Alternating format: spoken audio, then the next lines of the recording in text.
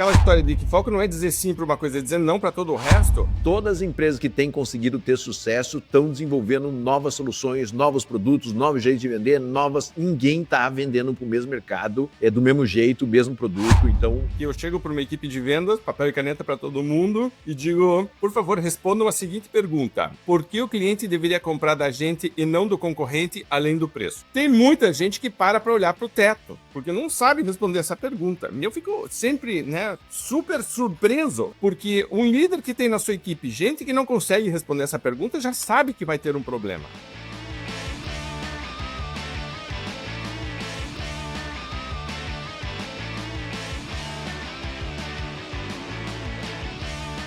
Olá, campeão! Olá, campeã! Prazer estar aqui com você, Raul Candeloro, Marcelo Caetano, mais um podcast Venda Mais, nosso programa semanal de vendas, gestão e liderança. Estamos aqui junto com você, que prazer estar aqui. Lembre de curtir, de comentar e de compartilhar. E hoje, Marcelo e eu vamos falar sobre algo que a gente nota aqui no dia a dia. Todo mundo fala, sabe que é importante, mas na prática tem muita coisa para melhorar, que é posicionamento e proposta única de valor. A gente pede para os nossos vendedores reforçarem diferenciais da empresa. O que acontece quando os seus diferenciais não existem, quando são iguais, na verdade, da concorrência, quando os vendedores não sabem ou não confiam nesses diferenciais, quando eles não estão sendo comunicados corretamente para os teus clientes, quer dizer, é um problema. A gente sempre falou sobre isso na Venda Mais. Você precisa começar a entender que diferenciação ajuda a equipe de vendas, mas não pode ser que a responsabilidade de criar essa diferenciação é da equipe. Não é. A responsabilidade da equipe de vendas é transmitir, comunicar corretamente essa diferenciação. Mas você precisa tê-la antes. E se não tiver, a tua forma de vender, o teu jeito de vender também pode ser um grande diferencial. A gente vai falar sobre isso. Mas você precisa começar a voltar atrás e dizer por que a gente está brigando tanto? Por que a gente está nesse mar vermelho? Por que a gente não está conseguindo mostrar que a gente é diferente? Por que os clientes nos trocam por, às vezes, centavos ou diferenças mínimas? Muitas vezes o que está acontecendo é porque você tem que dar vários passos atrás e dizer, vamos analisar isso aqui e ter uma conversa um pouquinho mais inteligente. Esse é o intuito do programa hoje. Marcelo, comentários iniciais em relação a isso? Prazer estar aqui com você, Raul. Prazer estar com todo mundo que nos ouve aqui no podcast Venda Mais. O que eu acho é o seguinte, cara, a tecnologia está dando uma pasteurizada geral, Pasteurizada no que as pessoas escrevem, pasteurizada no jeito que a gente pensa até, porque a gente pensa hoje todo mundo com o seu parceiro de inteligência, ou grande parte com o seu parceiro de inteligência artificial pensando junto com você, posta coisas que a inteligência artificial sugere, e isso daqui não é de maneira nenhuma um tratado contra a inteligência artificial, porque eu acho que ela é parte do processo e a gente tem que aprender a trabalhar bem com isso. Mas para mim a gente está exatamente no momento em que estamos pasteurizando mais do que nunca a nossa mensagem para o cliente, para a equipe, para todos os lados. Isso sim tem muito a ver com tecnologia. Então essa possibilidade de todo mundo emitir sinais e informações faz com que muitas vezes a gente deixe de compartilhar a informação que é realmente mais importante. E a informação mais importante é aquela que reforça o nosso posicionamento. E o nosso posicionamento é algo que a gente tem deixado um pouco de falar, porque alguns fatores, para mim, primários assim, de gestão são desconsiderados pelo excesso de informação. Então o papo de hoje é super importante porque ele é sobre isso. É um papo sobre posicionamento e, acima de tudo, sobre como lidar com isso e esse excesso de informação que acontece hoje no mercado. Perfeito. Você sabe que tem um exercício que eu gosto de fazer há muitos anos sobre proposta única de valor, PUV, que eu chego para uma equipe de vendas, papel e caneta para todo mundo, e digo, por favor, respondam a seguinte pergunta. Por que o cliente deveria comprar da gente e não do concorrente, além do preço? Essa pergunta que eu sempre usei. Tem muita gente que para olhar para o teto, porque não sabe responder essa pergunta. E eu fico sempre, super surpreso, porque um líder que tem na sua equipe gente que não consegue responder essa pergunta já sabe que vai ter um problema. A pergunta é muito simples. Por que o cliente que deveria comprar da gente e não do concorrente, além do preço? Então, primeiro, tem gente que não sabe responder dentro da equipe. Segundo, tem gente que responde, mas responde de maneira errada. Começa a falar coisas que, na verdade, não são. Aí você começa a ver gerente, diretor colocando a mão na cabeça. Terceiro, quando responde numa ordem confusa. Aí um fala uma coisa, outro fala outra coisa. Você vê que é algo que é fundamental, é do dia a dia, mas nunca foi trabalhado corretamente. Então, quando a gente fala, por exemplo, de missão, visão e valores, a gente não fala deles de maneira conceitual e teórica só porque é bonito que você deveria ter. Missão, visão e valores são, para mim, o princípio da tua diferenciação. Ninguém pode copiar a tua missão, a tua visão e os teus valores. A tua missão até pode ser parecida, mas tua visão, teus valores provavelmente não são. Já começa aí o DNA. Se você fosse olhar o núcleo da diferenciação, tá ali. E quando você está me dizendo que você não tem isso claro, a equipe não sabe, a empresa não segue, eu sei o que vai acontecer, uma pasteurização. Primeira coisa, então, que eu queria falar em relação a isso. Processo claro de visualizar da minha equipe. A gente gravou outro dia um podcast com a Karen falando sobre você diagnosticar conhecimento. O Marcelo falou muito sobre isso. Se eu não diagnostico uma lacuna de conhecimento no meu time, eu não vou conseguir trabalhar isso. Então comece diagnosticando. A tua equipe sabe definir proposta única de valor, sabe transmitir isso, tá claro para todo mundo, tá todo mundo alinhado em relação a isso. Segunda coisa que eu queria trazer tem um estudo, né, que o Reichel fez sobre o Net Promoter Score. Ele então fazia pesquisas, perguntava para as pessoas mais de 100 perguntas, desculpe, os questionários iniciais. Ele foi simplificando. No final, o Reichel descobriu que a pergunta qual a probabilidade de você nos indicar para um amigo ou colega era a que mais relevância tinha, tá? Então, se você faz uma regressão, né, então uma regressão permite que você veja quais são as variáveis que mais influenciam o resultado, então elas têm um peso, e a que mais influenciava o resultado final era essa a pergunta dele. Tem um grupo de estudos que começou a questionar o NPS e fez uma coisa muito interessante. Começou a perguntar não só o NPS nosso, então qual a probabilidade de você nos indicar para um amigo ou colega, mas qual nota você daria para o nosso concorrente ou para os nossos concorrentes. E aí o que eles descobriram é que muitas vezes o cliente estava dando a mesma nota para nós do que estava dando para o concorrente. E aí, opa.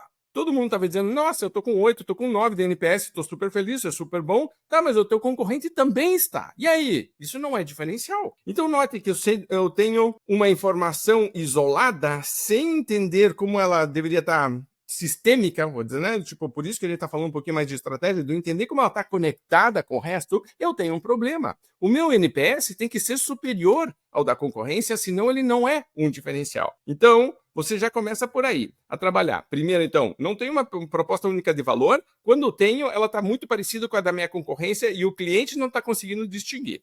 Terceiro, uma coisa super importante, e aí, Marcelo, já passo para você, que eu tenho notado que, inclusive, faz parte da nossa cultura, a homogeneização, a pasteurização tem um grande benefício, que é o diminuo a taxa de rejeição, o que eu vou chamar de dislikes. Eu não tenho uma personalidade muito forte, então eu não sou super atraente, mas também ninguém desgosta de mim. Só que você vê que às vezes precisa ter uma postura um pouquinho mais arrojada, um pouquinho mais proativa, de você se posicionar em relação a algumas coisas, que vai trazer, às vezes, alguns dislikes, faz parte do processo. Note que se eu estou me posicionando de um jeito a não desagradar, eu provavelmente sou muito meia boca. Tem uma frase que eu acho que é bíblica, que diz, venha quente, venha frio, mas não venha morno que eu te vomito. E a maior parte das empresas está morna, é isso que está acontecendo. E os clientes estão com náuseas. Então, por causa disso, isso aparece no marketing, mas no fundo tem uma concepção de que eu tenho que ter muito cuidado, eu tenho que estar pisando em ovos, eu tenho que estar agradando a todo mundo, eu tenho que vender para todo mundo. Isso não existe, campeão. Quanto mais o mercado fica concorrido, mais você tem que definir claramente teu perfil de público ideal.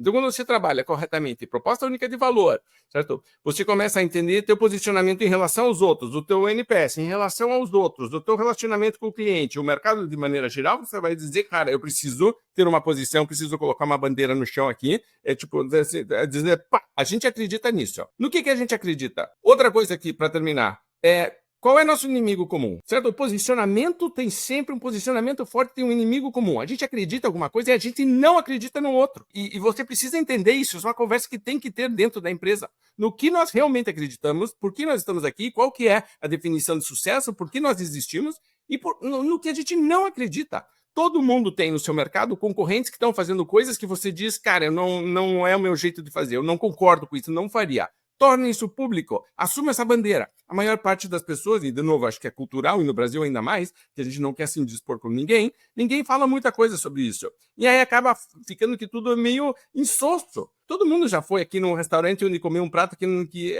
prometia, a descrição do prato era muito boa, mas você comeu aquilo, não tinha sabor, não tinha verdade. E todo mundo já foi num boteco que comeu um negócio que estava maravilhoso. Por quê? Porque a pessoa foi lá, mas ela fez do jeito dela, com vontade, com verdade. Então, essa questão toda Marcelo, eu acho que passa por uma decisão de dizer, cara, vamos contar para o mundo por que nós somos diferentes e o que nós temos para oferecer e com quem de verdade nós queremos trabalhar, porque isso é outra coisa, né? Tipo, quando eu me posiciono corretamente, eu de certa maneira começo a posicionar o tipo de cliente com o qual eu vou trabalhar também. Certo? Eu defino a minha concorrência. Se você parar para pensar, eu defino de verdade quem é meu concorrente na hora de me posicionar. Tem vários componentes, e aí você pode trabalhar os 4Ps, os 9Ps, já os Ps já foram explodindo, né? Não sei mais quantos Ps tem, mas os 4 principais já seriam um grande avanço. Mas esta questão inicial de dizer, cara, somos diferentes ou não somos? Queremos ter ou não queremos? E como vamos transmitir? Acho que é a conversa mais importante. Marcelo. E a gente vê vários exemplos no mercado, né, Raul? Por exemplo, o cara trabalha com medicamento, né? Olha, eu acho isso genial, né? As grandes indústrias mundiais de medicamento, elas vendem medicamentos enquanto eles têm patentes. Olha só que loucura. Eles produzem, em média, medicamentos nas suas fábricas enquanto eles têm patente. Quando eles deixam de ter patente e o resultado vai cair muito, eles passam a produzir o medicamento em fábrica de terceiro e aí eles investem a sua estrutura para produzir o próximo medicamento que tem grande valor agregado. A equipe que vende medicamento de grande valor agregado ganha mais, a equipe que vende medicamento que tem baixo valor agregado vende menos. Então veja que eles têm toda uma engenharia focada em quê? Em desenvolvimento de novas moléculas, novas soluções, isso funciona no agro também.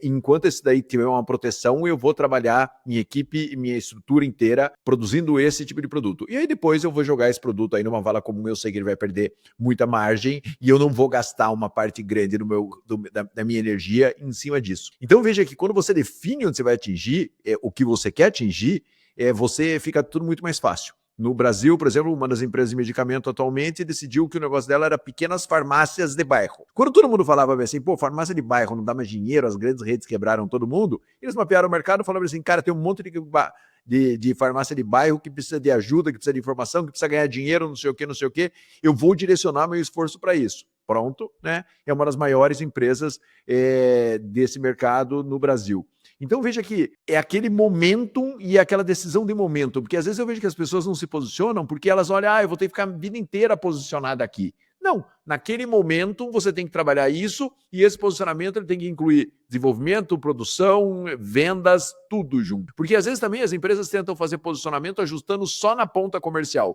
e não ajustando toda a empresa em cima desse posicionamento. E aí ela tem, de verdade, um grande problema. E o que eu tenho visto é que as empresas precisam começar a trabalhar isso de uma maneira mais integrada. Então, assim, é vendas, é marketing, é produção, é desenvolvimento de produto, é desenvolvimento de soluções, é perfil de cliente. Seja o que for, você precisa definir para onde você vai direcionar o seu esforço. Então, as empresas que eu conheci durante todos esses anos mais eficientes, elas falavam assim, cara, o meu negócio é isso daqui. Né? Esses tempos eu estava numa empresa e eles falavam assim, o nosso negócio é desenvolver produtos de alta tecnologia, pago caro para a minha equipe, pago uma comissão alta para a minha equipe para eles venderem esses produtos de alta tecnologia. Quando eu lanço outro produto de alta tecnologia que esse produto perde, eles ganham menos comissão para vender esse produto porque eu quero que eles vendam um novo produto que eu estou lançando. E aquele produto lá? Cara, aquele produto lá para mim já foi. Agora eu quero que eles foquem nesse produto novo. Mas veja que é um sistema integrado que ajuda nesse posicionamento ou atrapalha o posicionamento. O que a gente vê é que muitas vezes, primeiro, a gente tem falado muito sobre isso, deixa isso na mão do comercial e na mão do marketing, e não é um pensamento estratégico de verdade da companhia. Né? Tem perdas, é claro que tem perdas, né? Mas todo posicionamento vai ter perdas e a gente precisa aceitar isso. Eu acho que você perde mais por não se posicionar. Aquela história de que foco não é dizer sim para uma coisa, é dizer não para todo o resto. A verdade é isso. E se eu estou com FOMO de posicionamento, e acho que existe muito, eu me lembro uma vez, eu estava trabalhando com, né, você falou de medicamento, estava trabalhando com uma rede de farmácias.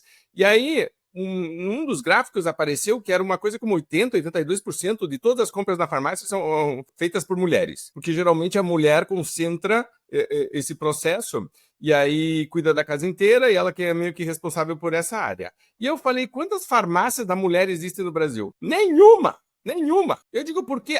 Não, porque nós vamos perder né, os homens e o não sei o quê.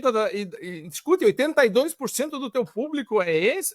Tipo, foque nisso. Não. Aí o pessoal, em vez de entender que posicionamento é força, Eu me lembro de tive essa conversa com meu pai, quando ele falou, Raul, por que você vai fazer uma revista de vendas? Por que você não faz de negócios? Negócio é muito mais abrangente, muito mais assunto. Vendas é muito focado, é um nicho, você, né? Vai perder. Eu falei, pai, porque não tem, né? Não existe. E aí, então, tipo, eu prefiro ser o número 1 aqui, aquela história de o que você prefere ser? Rabo ou cabeça, né? Tipo assim, eu prefiro ser cabeça de algo menor, mas eu sou o número 1. Eu crio um nicho de mercado onde eu sou líder de mercado. E veja que essa criação do nicho não pode ser uma coisa reativa. Eu proativamente crio o nicho, eu crio os diferenciais, eu educo o meu mercado em relação a isso, eu lanço produtos e serviços que me posicionam de um jeito, eu tenho uma visão em relação a isso que é proativa e que está olhando para frente, porque senão eu estou o tempo inteiro em modo reativo, reagindo. A pergunta, o que nossos concorrentes estão fazendo, é muito perigosa. Eu tenho que, talvez, monitorar o que eles estão fazendo, óbvio, eu tenho que acompanhar, mas daí a eles definirem o que nós vamos fazer, significa que você está o tempo inteiro em segundo plano. Tipo, quem é que define a tua estratégia? O meu concorrente. Cara, tá errado. Isso não é uma estratégia inteligente nem sustentável. Você vai o tempo inteiro ficar em segundo, terceiro lugar e teu lugar no mercado é esse. Então, o líder de verdade está inovando, está inventando. E tem uma outra palavra que eu queria colocar aqui, Marcelo, que é coragem. Eu acho que posicionamento significa ter uma atitude corajosa em relação a alguma coisa. E como você falou, se a empresa toda não está integrada, eu tenho um problema. Porque não adianta ter um comercial corajoso se o resto da empresa é covarde. E muitas vezes você vai ter esse dilema, essa dicotomia, vou chamar assim, numa empresa onde está se exigindo coragem, a proatividade, a iniciativa da equipe de vendas, mas o resto da empresa está numa atitude reativa e muitas vezes covarde mesmo, defendendo o seu status quo, o seu feudozinho, o seu modelo de trabalhar. Então, essa evolução não pode ser isolada, e nem na cobrança e nem no desenvolvimento de toda ela. Porque senão, é fácil de você notar isso. Ó. Uma vez eu vi uma apresentação, faz muitos anos já, mas muito interessante, de um cara que trazia anúncios do mesmo setor, e aí ele cobria o logotipo das empresas, e ele pedia para fazer um jogo sabe aquele que você tem que ligar o A com o B, o C, né, o A, né? Então, tinha que cruzar. E aí, então, colocava os anúncios e colocava o logo das empresas e embaixo dizia, todo mundo é do mesmo ramo, tá aqui os anúncios, quem que é de quem. Meu, era tudo igual. Você podia colocar aquele logo em qualquer anúncio, que era tudo a mesma coisa. E aí você tem aquela, né, comunicação pasteurizada e depois vai pedir para a equipe de vendas dizer, não, reforce nossos diferenciais. Cara, não existe isso. Um posicionamento de verdade faz com que a equipe de vendas tenha um linguajar diferente. Talvez comece até no recrutamento, seleção, no treinamento, a forma como você remunera, a forma como você cobra. Aquela história de que missão, visão e valores, no fundo, estão DNA da empresa, isso desdobra para tudo, acaba pegando todo mundo. Meu, quem é que vai participar do nosso time? Esse processo já deveria estar alinhado, reforçando os nossos diferenciais. Quando eu estava dando aula na pós em Curitiba, eu me lembro que eu dizia... Dá para contratar um garçom de restaurante de tipo espeto por quilo popular e colocar num restaurante chique? Dá, não dá? Sempre debate, né? Tipo, dá para colocar um garçom que trabalha com vinho, com não sei o que, tá aqui onde vende cerveja? Dá, não dá. Aquele debate. Então, quando você contrata uma pessoa de uma outra empresa, tá vindo um pouquinho de cultura, mas se a tua cultura não está fortemente definida, você tem uma atitude reativa em relação a isso e você não consegue moldar ou trabalhar isso corretamente. Um posicionamento forte, de novo, corajoso, vai começar a dizer tem certo tipo de pessoas que a gente contrata porque nós queremos e tem certo tipo de pessoas que a gente não vai contratar porque a gente já vê que não encaixa, não adianta. Vai significar que na hora de prospectar clientes eu vou começar a dizer um certo tipo de cliente eu vou muito bem. A gente, nossa, oferece valor, os caras querem cobrar o que a gente cobra, a gente tem negociações difíceis, mas é uma conversa evoluída, e tem um tipo de cliente eu não vou trabalhar, é uma atitude corajosa também. Então, você começa a ver que a coragem começa a aparecer quando eu tenho segurança. Eu gravei uma vez, né, uma aula sobre coragem. A coragem, ela precisa ter uma lógica, ela precisa estar voltada para alguma coisa, eu tenho que ter uma visão do futuro de alguma coisa, porque senão, para que eu vou ser corajoso? Se eu não acho que tenha saída, então eu vou ser corajoso. Mas o meu posicionamento define essa segurança que vai me dar essa força, nesse poder de dizer, ok, a gente acredita nisso aqui. E nós vamos lidar com as consequências, que nem você falou. Tem custo? Tem custos. Mas, o maior custo de verdade é não se posicionar. Você acaba com uma equipe morna e covarde, você acaba com produtos e serviços mornos e covardes, uma carteira de clientes morno e covarde e um posicionamento no mercado morno e covarde. Que eu pego, troco o teu logo, coloco da concorrência igual de todo mundo. Meu Deus do céu, que pecado! Que pecado! Não poderia acontecer isso. É isso. E o que eu vejo é o seguinte, né? Ou abre novos negócios, né? Que também a gente tem falado muito sobre isso, sobre desenvolver novos produtos e quanto desenvolver novos produtos, para mim, tem feito parte de todas as empresas que têm sucesso. Todas. Assim, sem medo de errar. Todas as empresas que têm conseguido ter sucesso estão desenvolvendo novas soluções, novos produtos, novos jeitos de vender, ninguém está vendendo para o mesmo mercado, do mesmo jeito, o mesmo produto. Então, esse é um ponto, né? E várias empresas estão descobrindo que tem outras empresas dentro da sua própria empresa e que elas precisam de verdade ser trabalhadas como outras empresas dentro da sua própria empresa. Porque senão a tendência coloca mais coisa em cima de mais coisa, em cima de mais. Chega uma hora que essas mais coisas não funcionam, né? E aí você precisa botar para testar mesmo, né? Às vezes, esse é um processo de, como diz o Raul também, de coragem dentro desse processo. Falar, cara, peraí, isso daqui é um outro business aqui. Até porque, cara, tem um outro concorrente e só faz aquilo que tá olhando para você e falando assim, cara, eu vou entrar aqui.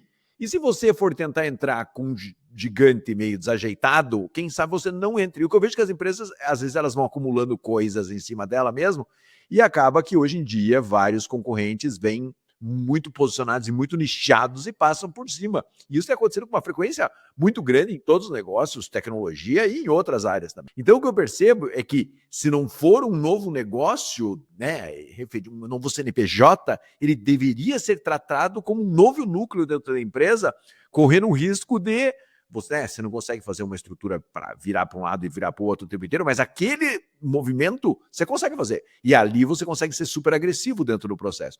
Então, veja, tomar decisões. Eu acho que esse ponto é super importante.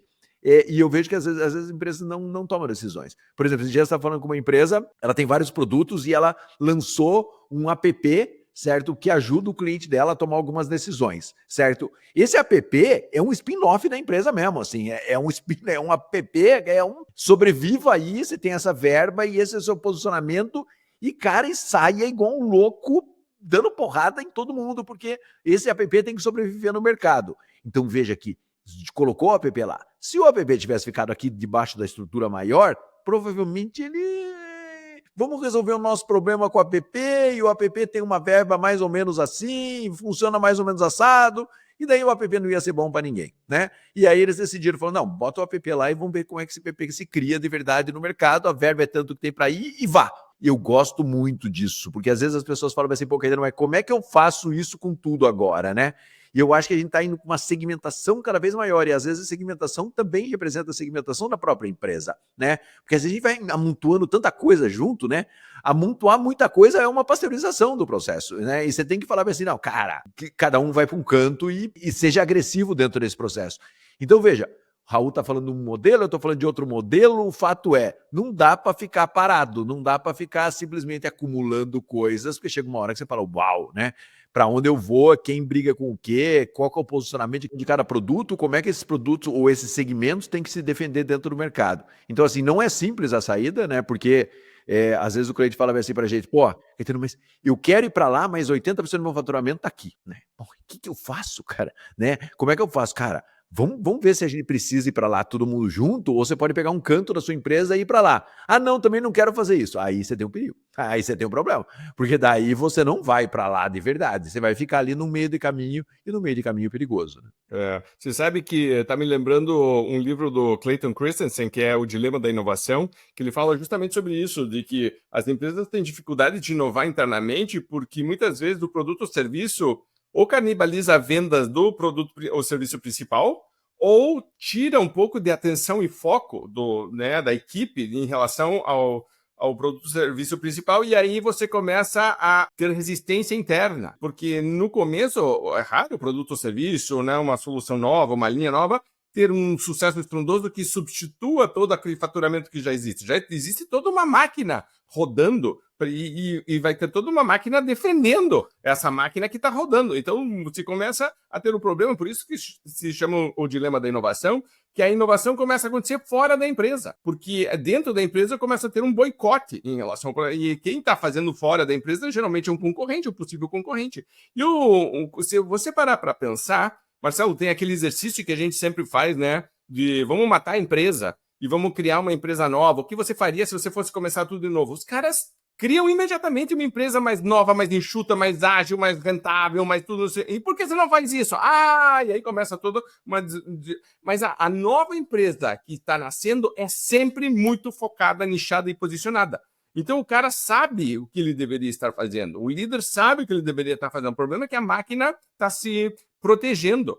A máquina, ela quer, né, permanecer viva, ela continua se sustentando. Então, se o posicionamento está confuso, eu tenho um problema, porque a máquina começa a ir contra. Mas se o meu posicionamento está claro, o lançamento de produtos e serviços também fica claro, porque reforça o nosso posicionamento, reforça no que a gente acredita. Eu começo a evoluir em etapas. E aí vem o próximo livro, que é a solução da inovação, que é justamente esse movimento já estar coordenado, já estar, né, desenhado, já fazer de uma forma que funcione, que todo mundo aceite. Tem aquela história das 3 caixinhas lá né? Tô testando 5 coisas, uma delas vem para frente, e aí tem um processo de transição antes de entrar na nave-mãe, né? No núcleo principal, de fazer com que os testes não nos contaminem, mas eles nos alimentem e nos reforcem. E outra coisa que eu acho que tem que começar a ficar claro é que se o meu posicionamento é reforçado através do lançamento mais inteligente, estratégico de produtos e serviços específicos, eu tenho que ser um grande coordenador disso. Porque se eu começo a empilhar mais coisas para a equipe de vendas, eles não vão vender. A gente já sabe que a equipe de vendas vai até um ponto no mix e a partir daí, quanto mais eu coloco, pior a venda é. E começo a ter venda muito concentrada, eu tenho produtos e serviços fantásticos com uma rentabilidade super boa, mas a equipe não está trabalhando, um gestor, uma gestora que não sabe o que fazer, e na verdade é porque não entendeu que seu papel é coordenar esse processo. Note que quando eu tenho poucos produtos, eu tenho 1 ou 2 e lanço um novo, tudo bem, a equipe aceita bem, mas com o passar do tempo eu começo a fazer esse empilhamento. E é uma outra habilidade, que é tanto para o líder e gestor, né, fazer, quanto para a própria equipe lidar com isso. E muitas vezes o teu posicionamento vai exigir que você trabalhe canais de vendas também. Então você vai começar a ter que olhar e dizer qual que é a melhor forma de fazer isso. E aí vem a palavra estratégia, vem de estráticos, vem de general, tá? Não é tático, não é operacional, é lá em cima dizendo o que de verdade estamos fazendo, por que somos diferentes, como transmitimos isso para o mercado. Não vou conseguir fazer isso para todo mundo, vou ter uma estratégia fraca, facilmente atacável, igual a de todo mundo. Se você fizer comparativo de sites, se você fizer comparativo de material, você vai encontrar a mesma coisa. Os produtos, às vezes, é quase a mesma coisa. Tá? E aí, então, estão brigando por preço. O processo de vendas não tem diferenciação, porque não investiram nisso também, então nem entendem isso. A empresa não está toda organizada para realmente oferecer um diferencial forte ou uma sequência de diferenciais para os clientes. Quer dizer, você vê tudo como isso. E, de novo, para mim, termina no mindset. Qual que é a minha visão em relação a isso? Eu fico deprimido ou deprimida quando eu escuto isso ou vejo uma grande oportunidade de melhoria? Eu acho que internamente tem 2 formas disso acontecer. Ou o CEO, a CEO, o líder principal, os sócios se juntam e dizem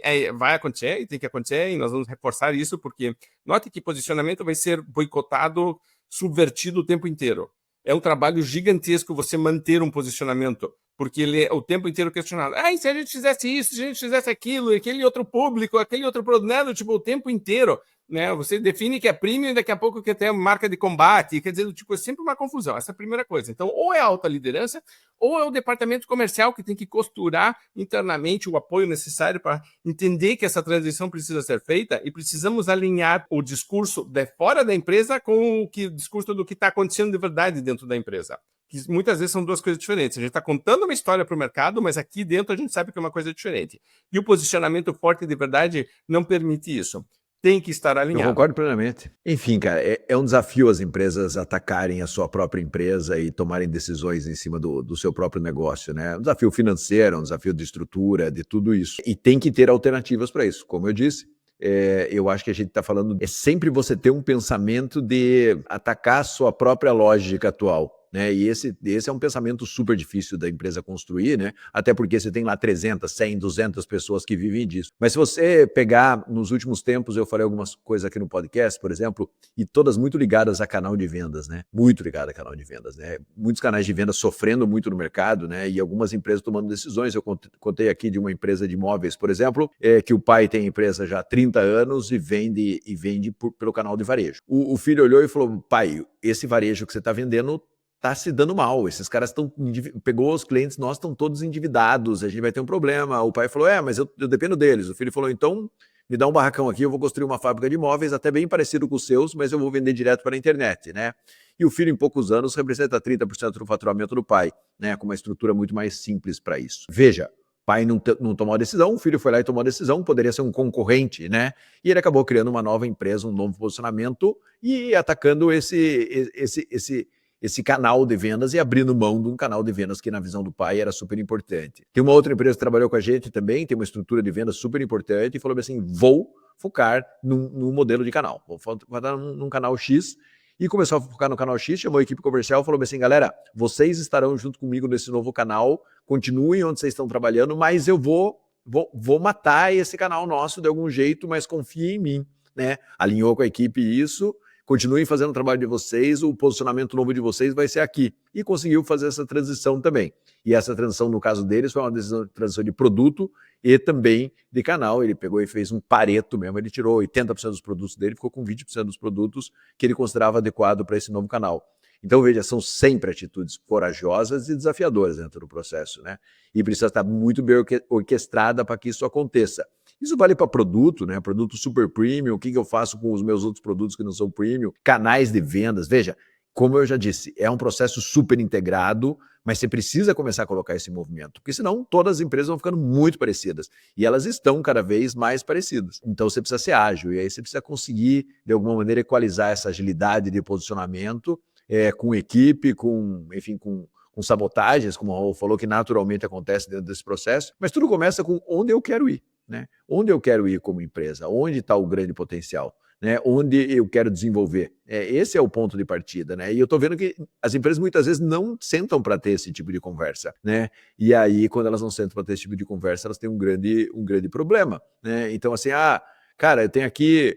Trabalho com clientes grandes bem. Legal, 70% da sua carteira de clientes é clientes pequenos. Vai abrir mão desses caras, sim ou não? A maioria das vezes a empresa fala assim, não vou abrir mão desse cara, mas vou atender esse cara por um canal mais barato. Por exemplo, para que eu consiga prestar um produto VIP, um serviço VIP para um cliente de maior valor agregado, e esse é o caminho. Você começa a construir esse caminho de verdade. Né? O que eu tenho visto é que as empresas não estão nem pensando em como construir esse caminho, ou pior, nem pensando para onde elas querem ir de verdade. Né? Porque tudo começa com isso. Para onde eu quero ir de verdade?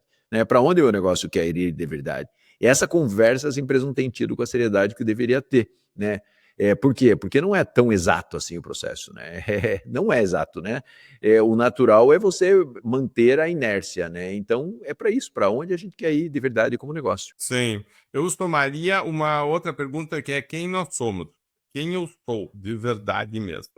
Por que eu existo? Por que eu estou aqui? Tem uma pergunta que é super interessante, o que aconteceria se a tua empresa morresse amanhã? Né? Quem sentiria falta? Provavelmente muitas das empresas hoje seriam substituídas rapidamente. Elas não são tão relevantes, elas não são...